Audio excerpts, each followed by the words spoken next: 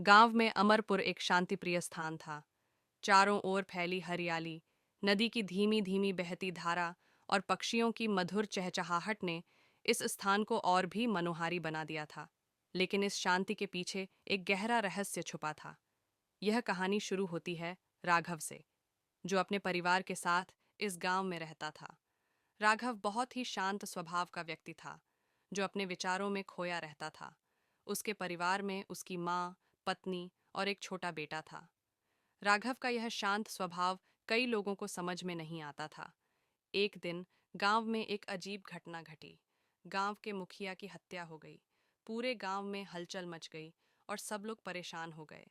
Police आई, जांच शुरू हुई, लेकिन कोई सुराग नहीं मिला। लोग असमंजस में थे कि आखिर कौन हो सकता है ऐसा निर्दयी। राघव को इस घटना ने झकझोर दिया। वह हर रोज नदी किनारे बैठकर सोचता रहता कि आखिर ऐसा कौन कर सकता है। एक दिन उसकी पत्नी ने उससे पूछा, राघव, तुम इतने मौन क्यों हो? कुछ तो बोलो, क्या चल रहा है तुम्हारे मन में? लेकिन राघव ने कोई उत्तर नहीं दिया। कुछ दिनों बाद गांव में एक और हत्या हुई। इस बार एक वृद्ध महिला की हत्या हो गई। गांव के लोग और अधिक भयभीत हो गए। राघव को लगा कि उसे कुछ करना होगा।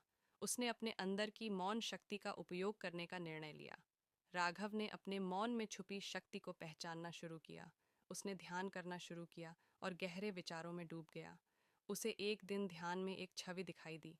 वह छवि गांव के एक आदमी की थी, जो हर वक्त मुखिया के साथ देखा जाता था। राघव ने समझ लिया कि यह वही व्यक्ति है जिसने मुखिया की हत्या की होगी। राघव ने पुलिस को यह बात बताई, लेकिन बिना सबूत के वे कुछ नहीं कर सकते थे। राघव ने ठान लिया कि वह इस रहस्य को सुलझाएगा। उसने उस व्यक्ति का पीछा करना शुरू किया और उसके हर क्रियाकलाप पर नजर रखने लगा। एक रात जब पूरा गांव सो रहा था, राघव ने उस व्यक्ति को एक पुरानी हवेली की ओर जाते देखा। वह धीरे धीरे उसके पीछे गया और हवेली के अंदर छुप गया। हवेली के अंदर उसने देखा कि वह व्यक्ति कुछ लोगों के साथ मिलकर एक और हत्या की योजना बना रहा था।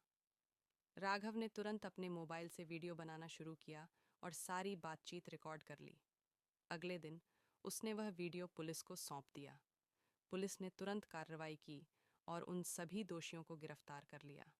गांव के लोग राघव की इस बहादुरी पर हैरान थे।